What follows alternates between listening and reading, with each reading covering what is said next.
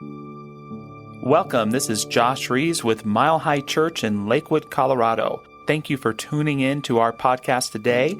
For more information about our church, please visit our website, milehighchurch.org. I feel like there's a power struggle going on in the world, and there's been a power struggle for a long time. We may think that it's worse than ever before, but it's going on in every part of life. Power struggles that we've been taught to get used to in families and in our relationships and in our workplaces and in our perceptions about life and in our friendships and in our politicians' lives and leadership in the world and the things we see going on with other countries, power struggle after power struggle. And it does all begin with one, and I think that it begins with us waking up to that power struggle and beginning to respond differently. It's clear that in many walks of life, our relationship with power and control and force isn't working for us. And the way we know it's not working for us is that we're not happy necessarily with how things are unfolding. We still are experiencing things like Tom just sang about, poverty and all sorts of other challenges in our world that I do think have a genesis of power struggle within them. And so our response has been what we've tended to learn in our systems of growing up. We have learned about power in ways that are born out of separation and not out of oneness. And this teaching comes riding in on its wonderful horse and says, hello, there's another way. There's another way to experience and express and be in alignment with power. And that's what I'm inviting us into today, the consideration of power from a new place. The key idea that will likely repeat itself a few times in my message today, it's going to come up here on the screen, is that force comes from fear and separation, a belief or acting in fear and separation, whereas true power comes from alignment in spirit. True power comes from alignment in spirit. And that's what we're going to look at today, that kind of power struggle where we struggle with power from separation and even fear-based choices versus what happens when we fall into that power of oneness. And how we really then are poised to make a contribution and a difference in this life that is immeasurable and is profound. The founder of our teaching, Ernest Holmes, says, the individual who has the most power is the one who has the greatest realization of the divine presence, and to whom this means the most as an active principle of life.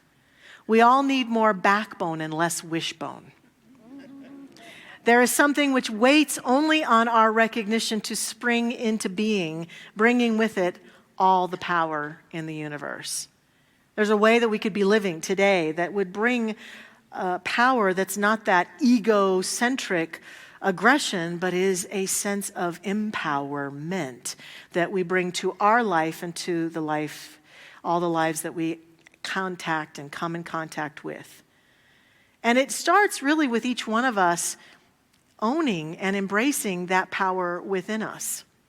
I heard a story recently. It came from an unusual place, a place that I might not normally talk about, but it was so impactful that I want to share it today. I have a confession to make. I am a big fan of true crime. I really am. I know Reverend Josh mentioned a few weeks ago the challenge with that, but I'm sticking to my addiction. I really looked at, after his talk, like, why am I such a fan of true crime? And then interestingly enough, I came across a journal. I was involved in a special program when I was in Ken Carl Junior High many years ago, and it was called Exploring Careers in the Community. And I got to go out into the community and explore a number of careers. And I wrote very enthusiastically about the career I explored in being a detective. There was something within me that wanted to help solve crimes. And I think it was because I have this interesting sense of logic and how to actually logic things together that might surprise people sometimes, but it's there. And I'm good at putting those kind of puzzles together. And I also am very intuitive. And so when I watch those true crime shows, I feel like I get to activate all of those parts of me. And often I get it right. And that feels really good. Like, I enjoy that. So I was trolling one day on my day off for a true crime drama, and I came across a really unusual series that I didn't know that I would like, but I honestly found fascinating. And I believe I know it's on Netflix, and I believe it's called I Am a Murderer. Yeah. It's a series, and I think there are like 5 seasons of this show, and I binged watched quite a few of them, and it was fascinating.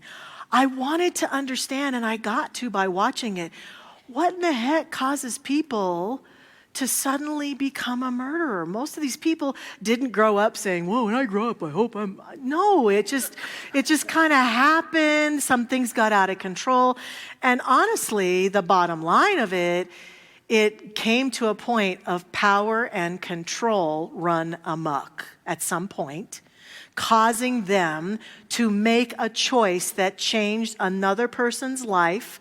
Sometimes they would claim accidentally, they didn't mean for it to happen, that sort of thing, and other times purposeful. But there was one story that really captured my attention and just touched me deeply. I also felt like I was drawn to this series because I want to have compassion for people I have the greatest judgments about. I want to find my way into compassion, and I can't understand why someone would harm another person to that degree. And so I also took on the watching of the series, like, how can I get into their hearts and their minds and begin to understand what would cause them to do this? And in one particular show was a story about a person who grew up, and by all accounts, because they interview their family members and friends and people around them, everyone said he was angry his whole life. That he was anger and power run amok, aggression run amok. They never knew quite what he was angry about. Nothing horrific happened to him that they could account, but he was just an angry person his whole life. And out of that anger, harmed people, hit people, committed crimes, and had been in and out of jail. He himself said that he didn't know what to do with his own emotions and started consuming alcohol at the age of 7 years old. Became, of course, a full-blown alcoholic. And in and out of jail, in and out of jail. And in this particular instance, was out of jail on parole, was supposed to be attending AA, and was not to be in bars or drinking. Rode his bike to a bar one day. Had an altercation with the bartender that caused great anger, and then ran into someone else in the bar that he had an altercation with. They did that manly thing, let's take it outside kind of thing. And the story ends up in him murdering the person that he was angry with. So he goes to jail again, and he's in jail now for a long time, I think 30 years. And he decides, maybe I should do something different than I've ever done before. So he decides to start going to the recovery groups in jail and gets sober, of course, which you have to be when you're incarcerated, right? But he makes a decision, a profound decision to live life as a sober person. That was his first choice. Really starts to look at his life and really starts to look at what has been the source of this anger his whole life, this anger run amok, and discovers that when he really looked inside at the truth of who he was, he'd been living a lie his whole life, that he felt that he's a trans person. That he had been pushing it away and been trying not to let on, and had been resisting this reality of who he was authentically for so long. And here he is, incarcerated for many years in a very tough men's prison, saying, I'm going to be who I really am. Becomes a she in his pronouns, can't do anything else except can't wear the clothing that she would really prefer to wear, but takes on a whole new identity. And guess what? The anger just goes away. I couldn't even begin to imagine the kind of life that she has to be living, incarcerated in a men's prison, but still taking a stand to be who she really wants to be in her life. And it hit me so deeply, I thought, here's the crux. Now, I get that most of us probably haven't struggled all our lives with that kind of a deep, dark reality of our being, of being who we really want to be to that extent necessarily. Yet, as we've been talking about a lot recently in reclaiming our authentic selves, I do believe that a huge part of the overproduction of aggression and need to force in our lives often comes from the part of us that's angry that we can't be who we really want to be. Who we feel forced to live lives we don't necessarily want to live. We feel forced to accept things about ourselves and conditions that we don't necessarily really want to accept. And out of that anger, we might feel helpless and feel that our only choice in reacting and responding is to be as aggressive and pushy to get what we want from the people in our lives, to get what we want from life itself, rather than falling into that space of grace and centeredness to be the truth and access that divine presence, that unique presence that's seeking expression through us, to live our lives in that peaceful sense of powerfulness, not that forceful sense of powerfulness.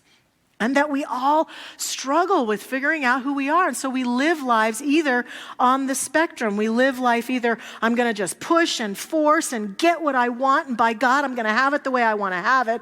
Or we might fall to the other end of the spectrum where we just feel helpless and hopeless and feel like there's no hope. I just have to just give up and just be what I got to be, do what I got to do. This is just the way things are. Wah. And we can't find that place where we can be centered in the truth of who we really are. And it demands taking on, literally, like our friend in the show did, a new identity.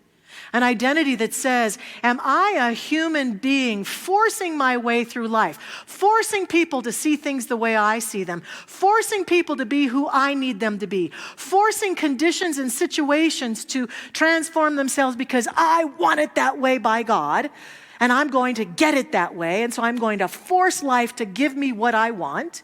And we in this teaching sometimes continue that narrative because we think that science of mind and spirit is a teaching that says you can have whatever you want. And so we take it and aggressively say, then by God, I'm going to have it all, right? There's a power, though, and an energy that's about that kind of surrendering into an identity of spiritual truth about myself that is more along the identity, I would say, of the way that the master teacher Jesus lived. I don't remember hearing any stories where Jesus forced healing on anyone or forced healings, right? I don't remember any stories of force. Power, yes. Force, no. That's the kind of power I'm talking about and inviting us into today. Spiritual power. The power of oneness. Ernest Holmes also says, in our ignorance of the truth, we have misused the highest power we possess. And so great is this power, so complete is our freedom in it, so absolute the domain of law through it, that the misuse of this power has brought upon us the very conditions from which we suffer. Because remember, this is how it works. Whatever our relationship to power is, whatever our belief is about it, we will continue to perpetuate it. So if we are aggressors and people who force and people who make it happen by God, then we will experience that over and over again, and we'll think that we're accomplishing a lot. But often, that kind of power, that kind of force comes with challenges. Remember, force comes from an idea of fear and separation, and true power comes from alignment with spirit. So force includes things like efforting, controlling, being overreactive. These things mess with our nervous system. They cause anxiety, they cause fear, they cause nervousness. Why? because they're not the truth of who we are. We will never feel happy, fulfilled using them. They're rooted in a belief in scarcity. They're also rooted in our ego self. They have at the core of them a belief, well, it's all up to me. It's all up to me. I'm all alone. I got to make it happen. I got to make it happen. I got to make it happen. And there's that kind of rooting myself into, I can do it, I can do it. And I get it, because we want to change our life, or we want things to be different. And yet we're missing the deeper sense of the power that is the true energy of ourselves. Force can look like pushing and forcing outcomes, manipulating circumstances or people. You need to do it my way, over-efforting, trying to prove ourselves, defending ourselves, using our will instead of our wisdom. And here's the thing about that kind of force. It often works temporarily, but it costs us our deep peace. And it won't get us what we want. Whereas true power, conversely, it's a calm, centered experience. It's creative. It's responsive. It's always rooted in the awareness of our unity with one life. It's rooted in a sense that there is something greater than me that expresses through me, and that I'm in cooperation and collaboration with it. In force, I might believe I'm all by myself and I've got to make it happen. In true power, I know I'm never by myself. There is an energy and a presence that I am absolutely connected to and with, and it is supporting, sustaining, and guiding, supporting me in every step, in every decision, in every relationship. It feels like a sense of clarity instead of urgency. That kind of power, it calms the nervous system. It calms our whole spirit. It allows us to feel a sense of trust instead of control. And it allows us to take action then from an inner knowing rather than a desperate stance. It supports us in making powerful decisions that can benefit us and that can benefit all of the people in our lives. But so often we confuse power with force, and we forget the power of the one mind and the one presence that's moving through us. It's important to note that this spiritual power that is our true power, we're not generating it. It's moving through us. We allow it. Our mind, our words, our intentions direct it, and we embody it. But we don't control it. We're not controlling God. When we use the things we use here to create the life we are creating, affirmations or prayers or positive words, we're not controlling God. We are providing a mold through which that presence may express itself. And that's an important distinction, because if I think I'm using the tools to get God or to control God or to manipulate, it's going to cause more energy of stress for myself versus allowing and being in cooperation with this powerful presence. Conscious cooperation. Here are some examples of what that might look like. In our relationships, if I'm using force in my relationships, I might be doing things like trying to fix someone. Yeah, take a breath. I might be trying to change someone, to get someone to be different. I might be trying to force someone into certain decisions, and it never works. I've never found that kind of power in a relationship creating true connection, true love, true support.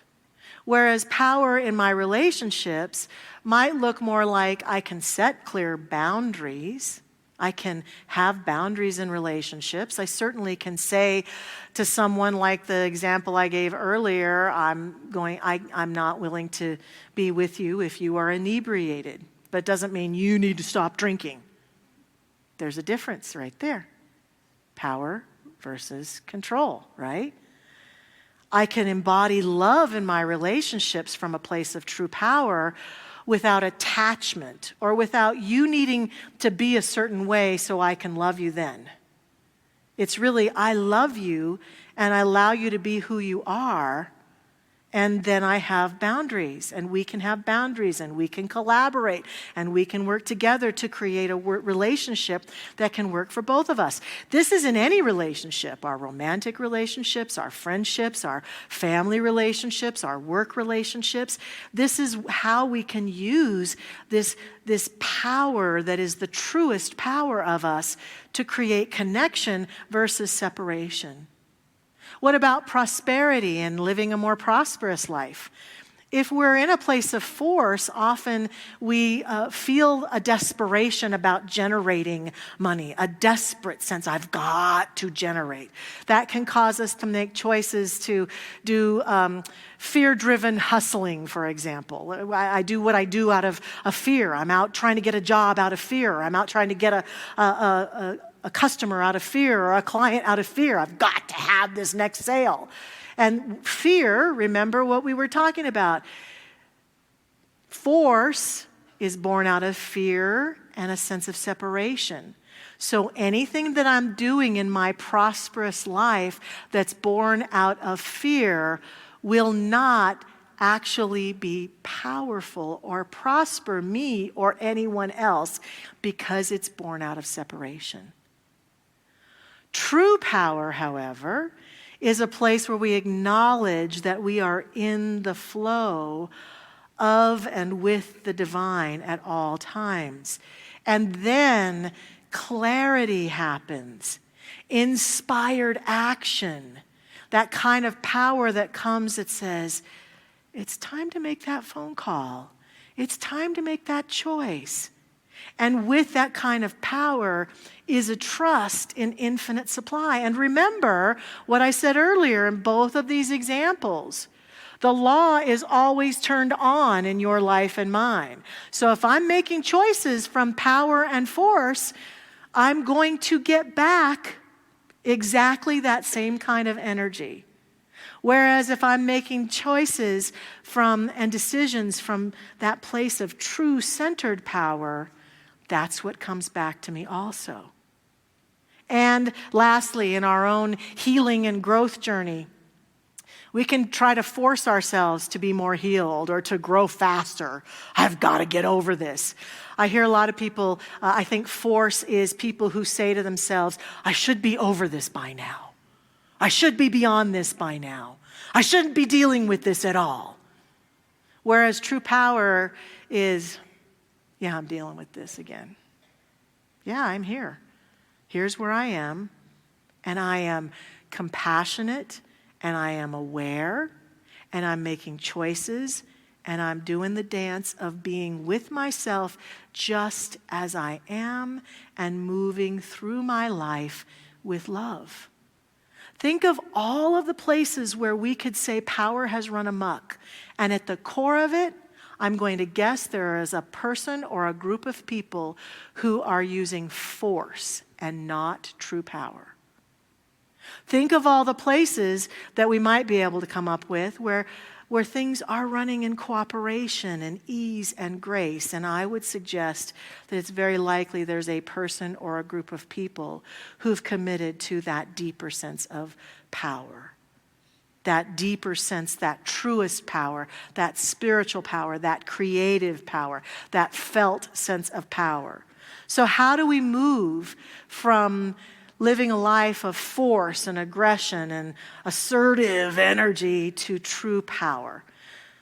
I have some suggestions. That might surprise you, but I do. Here are a few suggestions for this week. First of all, it does take awareness. It takes a waking up because we're so immersed in the old systems of power and control that sometimes we don't even see it. We don't even get it. So just having an awakening and an awareness that says, I'm willing to see the power structures that are operating in my life, and I'm willing to see it differently, and I'm willing to see the truth about it, and I'm going to wake up to it, begins the first step, I think. And then we begin to ask ourselves some key questions with that awareness. One key question, am I acting from fear right now? Or am I willing to act from a place of faith? It's not that fear is horrible and wrong. Fear can really serve us. But there is an addictive sense of acting in fear in our world. And if we could give up the fear and dial up the faith, I think we would find that true power floods into our life. Because all of the things that I've talked about today that aren't working, whether it be for the person in jail or the examples I've given, all of them when it comes to that over-aggressive use of power are based in fear. So I don't think that being afraid all of the time, having fear-based conversations and fear-based perceptions is working for us. And sometimes as we look out in the world, we think, especially right now with war on the horizon and all these things, well, we've got to be able to talk about the fear. And of course, we need to process our fears. But keep in mind, processing our fear is being able to speak it aloud and move through the land of fear into the land of faith. What concerns me most as I listen to people talk is all we're doing is the fear conversations. And that's it. What does a faith conversation look like in this world right now? I listen to my guidance. I follow my guidance. I trust my guidance. I'm where I'm supposed to be. I lead myself into safety, and I pray for our world, and I pray for our country, and I pray for our leaders, and I pray for all of the other countries, and I choose to be a faith-based person, not a fear-based person. If there's a cloud of fear happening in the world that's going to contribute to more violence and more destruction and more lack of peace, we get to decide, am I acting in fear or am I acting in faith? Sorry, my watch is shining in your face. Am I pushing or am I in alignment? Is there any place where I'm pushing, forcing, trying to make something happen? Or am I walking forward in alignment? These are the questions that bring forth and invite greater awareness. And then, of course, I can't let this go by without saying spiritual practice must be part of our life right now. Here's the deal. If you are a light bulb and I never plug you in, but then I stand and yell at you for never giving me any light, I would be silly, right? If you are a fear-based person or you are struggling with fear in any realm of your life and you never choose to plug in to the power and the force, the truest power that's available, what right do you have to complain? We can't do it. We have no right to complain if we're not willing to at least plug in every day and feel the power and be sourced consciously. We're always being sourced by it. It's not like we're not. But our awareness of the fact that we're being sourced by it can push us forward by leaps and bounds into our truest power to be able to accomplish the things we want to accomplish individually and collectively. And that means God. That means meditation. That means silence. That means walking in nature. That means prayer and all of the different spiritual practices we might entertain. And just notice if committing to that kind of life doesn't cause the nervous system to just calm down. And at the very least, it engages our intuitive abilities like nothing else. And we feel that guidance. Go here, be here, do this, step into that. Creativity. If we're not plugging in, we're missing it. And I don't want any of us to miss it because I care about each one of you and I want us all to have it. And because I know that by us choosing that, we make a huge difference on this planet.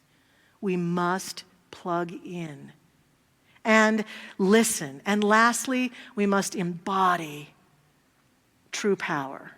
I talked a couple years ago about the wide research, and I won't go into all of it right now, about the physical power of doing the Wonder Woman stance. Just standing. They've measured it. If you're feeling helpless and powerless, do this. In fact, watch the news while doing this for a while. But it's also embodying and embracing power in a way that we walk with our heads held high. We walk centered. We walk knowing that that infinite presence is supporting and sustaining us at all times. What if our work is not to be more forceful, but to be more faithful? That's really a powerful question for us to consider. What would it take to be more faithful? And how could that uplift my life and humanity? I think that is our truest power, and that is what we're after this week and every day of our lives. Remember, force comes from fear and separation, and true power comes from alignment with Spirit. Let's align now through prayer. I invite our practitioner prayer partners to stand with me in this prayer and invite everyone to remember that at the end of our service, they will be down here in front. If you want some power, a power surge, come plug in and let one of them pray for you. And right here and right now, I joyfully step into this prayerful moment, accepting and affirming and embracing that truest power that God is as us. That infinite light, that infinite love that pours freely and effortlessly through and as each one of us, calling us to our greatness, calling us to alignment with the light of our life, calling each one of us into a powerful living in every realm of our life. And so we breathe it in and we align with it. This power that has always been and shall always be, we say yes to it in our inner beingness and allow it to source us and to inspire us and to fill our body, mind, our heart, our soul, our essence. We allow our awareness to be expanded to see that the truest power of the universe is flowing freely and effortlessly through us, in us, and as us now. Oh, we just accept it.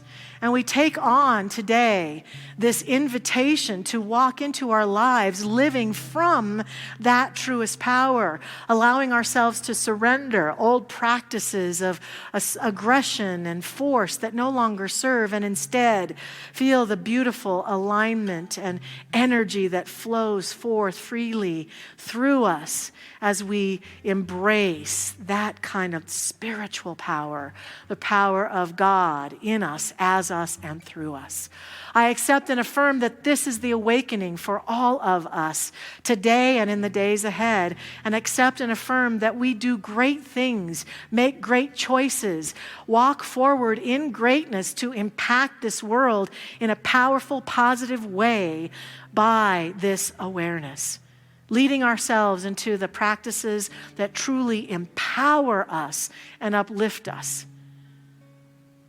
I give thanks that this is who and what we are today, and give thanks that this is what is activated now in our beingness.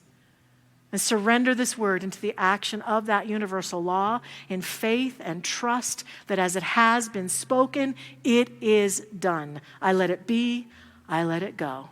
Thank you, life. And so it is. Amen. Thanks for listening to the Mile High Church podcast. This podcast is made possible by the generous contributions from listeners like you. To make a donation, please visit milehighchurch.org.